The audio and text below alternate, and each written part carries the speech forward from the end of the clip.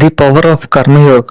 చాలా మంది అనుకుంటారు ప్రశాంతత కావాలంటే అన్ని వదిలేసి ఎక్కడికో వెళ్ళిపోవాలని, బాధ్యతల నుండి పారిపోవడమే మోక్షమని. కానీ కృష్ణ పరమాత్మ 3వ అధ్యాయంలో ఒక పవర్ఫుల్ నిజాన్ని చెప్పారు. అర్జున, కర్మ చేయకుండా ఎవరు ఒక క్షణం కూడా ఉండలేరు. పని మానేయడం గొప్పతనం కాదు, ఆ పనిని ఎలా చేయాలో తెలుసుకోవడమే అసలైన యోగం. మీరు స్టూడెంట్ అయినా, ఎంప్లాయ్ అయినా, లేదా బిజినెస్ మ్యాన్ అయినా, ఈ కర్మయోగ మీ లైఫ్ ని ఒక మిషన్ లా మారుస్తుంది.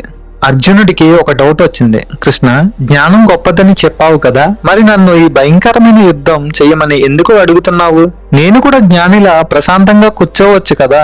కృష్ణుడు నవ్వుతూ ఇలా సమాధానం ఇచ్చారు. జ్ఞానం వేరు, కర్మ వేరు కాదు. బాధ్యతను విస్మరించి చేసే జ్ఞానం అవుతుంది హిపోక్రసీ అంటాం కదా.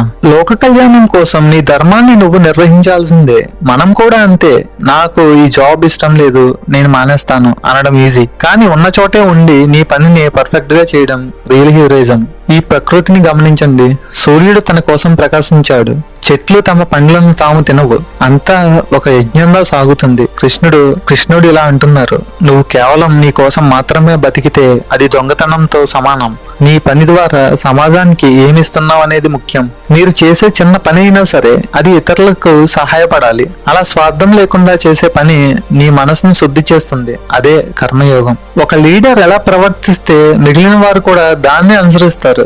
కృష్ణుడు అర్జునుడితో ఇలా అంటున్నారు, చూడు అర్జున, నాకు ఈ 3 లోకాల్లో కావాల్సింది ఏదీ లేదు, నేను చేయవలసిన పని కూడా ఏదీ లేదు. కానీ నేను విరామం లేకుండా పని చేస్తూనే ఉంటాను. ఎందుకో తెలుసా? నేను ఆగిపోతే ఈ ప్రపంచం కూడా ఆగిపోతుంది. మీరు మీ ఇంట్లో పిల్లలకు, మీ ఆఫీస్ లో మీ టీం కి మీరే ఒక రోల్ మోడల్. మీరు క్రమశిక్షణతో పనిచేస్తేనే మిగిలిన వారు కూడా బాధ్యతగా ఉంటారు.